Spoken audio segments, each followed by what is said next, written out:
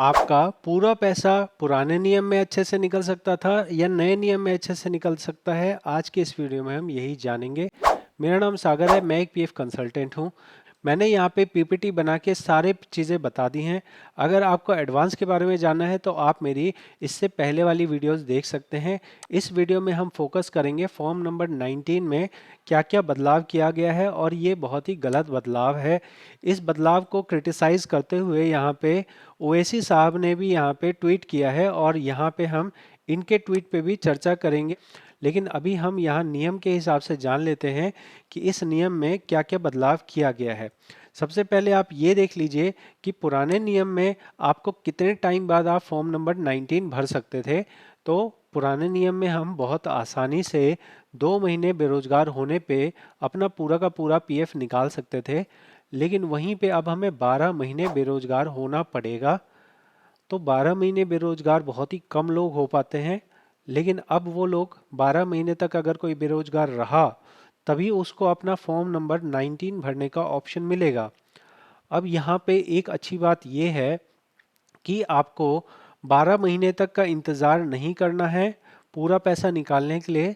अगर आपकी नौकरी छूट गई है तो आप मान लो 2 महीने के लिए बेरोजगार अभी हो तो आप 75% तक अमाउंट निकाल सकते हैं। उसके लिए आपको 12 महीने का वेट नहीं करना है। अगर आपके अकाउंट में 2 लाख रुपए हैं और आपकी नौकरी छूट गई और ये नौकरी छूटी है आपको अभी 1 महीना हुआ है, तो आप 1 महीने बाद भी 75% अमाउंट निकाल सकते हो। लेकिन अगर बाकी का 25% आपको निकालना है तो आपको 12 महीने बेरोजगार होना पड़ेगा। मान लीजिए आप 3 महीने तक बेरोजगार रहे, आपने 75% अपना अमाउंट निकाल लिया, चौथे महीने आपने किसी कंपनी में ज्वाइन कर लिया, तो जो बाकी बचा हुआ 25% है वो आपके अगली कंपनी में ट्रांसफर हो जाएगा। इस तरह से आपका बचा हुआ पुराना पैसा नए आईडी में ट्रांसफर हो जाएगा। ये चीज़ गलत की गई है। जहाँ पे आपको पूरा पीएफ निकालने का ऑप्शन देना चाहिए। जब आपके पास रोजगार नहीं होता है तब आपके लिए एक एक पैसा ज़रूरी होता है और ऐसे में किसी के 25% पैसे रोक लेना ये गलत है। मेरे हिसाब से ये गलत है और इसको सभी लोग क्रिटिसाइज कर रहे हैं। जितने भी लोग हैं, जो भी बुद्धिजीवी हैं, वो सब क्रिटिसाइज कर रहे हैं।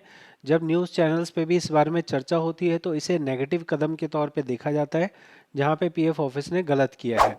अगला पॉइंट है कि आप कितना अमाउंट निकाल सकते हैं। तो आप अगर फॉर्म नंबर 19 भरेंगे तब आप टोटल पैसा निकाल सकेंगे, पुराने नियम में भी और नए नियम में भी। अब ये क्या बात हुई भाई, टोटल कैसे निकाल सकेंगे? तुमने तो कहा ना 75% निकाल सकेंगे। मैंने कहा कि जब फॉर्म 19 भर पाओगे तब टोटल निकाल पाओगे। वो बात अलग है कि फॉर्म 19 भरने का ऑप्शन ही 12 महीने के बाद आएगा। समझ में आया? आपको फॉर्म 19 भरने का ऑप्शन ही 12 महीने बाद मिलेगा। जब तक 12 महीने पूरे नहीं होंगे आपको सिर्फ फॉर्म नंबर 31 का ऑप्शन मिलेगा। तो जो आप 75% निकालोगे वो सिर्फ आप फॉर्म 31 भर के ही निकाल सकते हो।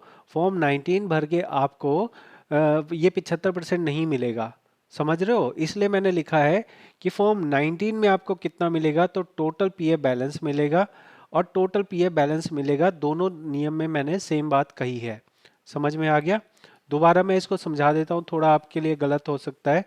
देखिए, मैंने आपको ये कहा कि अगर आपने नौकरी छोड़ दी तो आप अगर 12 महीने तक बेरोजगार रहे उसके बाद ही आप नए नियम में फॉर्म 19 भर पाएंगे। अगर आप फॉर्म 19 उस टाइम भरेंगे तो आपको टोटल पैसा मिलेगा, पीएफ मिलेगा, एम्प्लॉय का पीएफ, एम्प्लॉयर का पीएफ और पेंशन। ठीक है? ठीक है, इस बीच में अगर आप निकालना चाहेंगे इस बीच में तो आप फॉर्म नंबर 31 भर के 75% पैसा निकाल सकते हैं। समझ में आ गया? तो अभी हमारा नियम यह है कि हम दो दो महीने बेरोजगार होने पे फॉर्म 19 भर पाएंगे। नए नियम यह है कि आप 12 महीने बेरोजगार होने के बाद ही फॉर्म 19 भर सकते हैं। ठीक है? उसके बाद हम बात करते हैं कि ये नए नियम में हमें 12 महीने की लिमिट जो दी गई है इस पे क्या कोई टैक्स के प्रावधान में बदलाव है? तो टैक्स में कोई भी बदलाव नहीं है। टैक्स जैसा आपका पहले लगता था 5 ईयर वाली कंडीशन और 50,000 वाली कंडीशन, सेम कंडीशन आज भी है। क्या कंडीशन है, थोड़ा रिवाइज कर लेते हैं। पहले होता है, ये कंडीशन समझ लीजिए। कंडीशन ये है कि अगर आपकी सर्विस टोटल मिला के अगर सर्विस 5 साल से ज़्यादा हो रही है तो आपके ऊपर टैक्स की कोई बात नहीं आती। आपका जो भी अमाउंट निकलेगा बिल्कुल टैक्स फ्री निकलेगा। अगर 5 साल से कम की आपकी सर्विस है और आपका पीएफ अमाउंट, सिर्फ पीएफ अमाउंट, पेंशन मत जोड़िएगा, पीएफ अमाउंट 50,000 से ज़्यादा है तो आपको टैक्स लगेगा। अगर आपको टैक्स बचाना है तो आप 15G भर सकते हैं, ठीक है। ये समझ आ गया। ऐसे में मान लो कि अगर आपकी नौकरी अभी छूट गई, अभी 2-3 महीने हुए हैं, तो 2-3 महीने के अंदर तो आप एडवांस ही निकाल रहे हो, तो अगर आप एडवांस निकाल रहे हो तो आप वहाँ फॉर्म 31 भरोगे, और फॉर्म 31 भरोगे तो कोई टैक्स की बात नहीं आएगी। चाहे आप वहाँ पे उस टाइम पे 50,000 निकाल लो, 1 लाख निकाल लो, 2 लाख निकाल लो, एडवांस के फॉर्म में टैक्स की कोई भी बात नहीं आती है। तो इनकम टैक्स के अंदर ये एक लूप होल है जहाँ पे आपको ये चीज़ें प्रॉब्लम कर सकते, मतलब ये आप फ़ायदा इसका उठा सकते हैं। अगला पॉइंट है कि भाई हम 19 फॉर्म जो है कितने महीने की कम से कम सर्विस हो तब निकाल सकते हैं। तो अगर आपने 1 महीने की भी सर्विस कंप्लीट की है, फिर आप बेरोजगार हो गए, 12 महीने तक बेरोजगार रहे, तो भी आप निकाल सकते हैं। ये 1 महीने वाली बात मैंने इसलिए कही है क्योंकि यहाँ पे पहले पेंशन वाले में नियम होता था कि आपको कम से कम 6 महीने की सर्विस करनी है। तो इसलिए मैंने यहाँ पे ये पॉइंट रखा है कि कितने महीने की सर्विस आपको होना ज़रूरी था, कि आपका ये ज़रूरी है, मतलब पेंशन जो पीएफ है वो निकालना आपके पास ऑप्शन मिलेगा। तो इसमें कोई बदलाव नहीं किया गया है। पहले भी आप अगर सिंगल 1 महीने का भी पीएफ होता था तो निकाल सकते थे, और अभी भी आप निकाल सकते हैं। ठीक, तो हमने ये जान लिया। अब ऐसा करते हैं कि ये वीडियो हमारी बन ही रही है, तो इसी में हम ये वाला कमेंट भी देख लेते हैं जो ओवैसी साहब ने किया है। तो ओवैसी साहब के कमेंट पे भी हम प्रतिक्रिया दे देते हैं क्योंकि ये इसी से रिलेटेड है, तो यहीं बात कर ली जाएगी।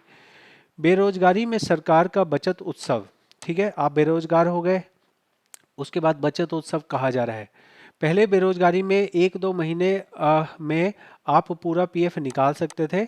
अब सरकार की दया से आप आप अपने ही पैसे 1 से 3 साल तक इंतज़ार करना होगा।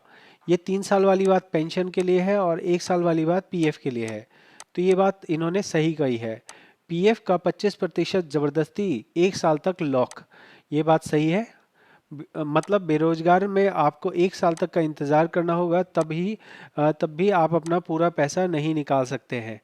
ठीक है, ईपीएफओ वैसे भी अपने पैसे का आपके पैसे का मालिक बना हुआ है। 54,658 करोड़ पीएफ में अनक्लेम्ड हैं, मतलब ये वो पैसे हैं जो गरीब लोगों के हैं, जो डूब चुके हैं, जो पीएफ ऑफिस कह रहा है कि ये पैसे हमसे कोई लेने नहीं आ रहा। किसी के 10 रुपए खोते हैं तो वो 10 बार ढूंढता है। ये 54,000 करोड़ रुपए पीएफ कह रहा है कि हमें नहीं पता किसके हैं। 25-30% पीएफ निकासी आवेदन रिजेक्ट हो जाते हैं। ये रिजेक्शन की बात कही जा रही है। तो अब देख लीजिए इसमें पीएफ ऑफिस क्या जवाब दे रहा है ओवैसी साहब को, ये आप देख सकते हैं।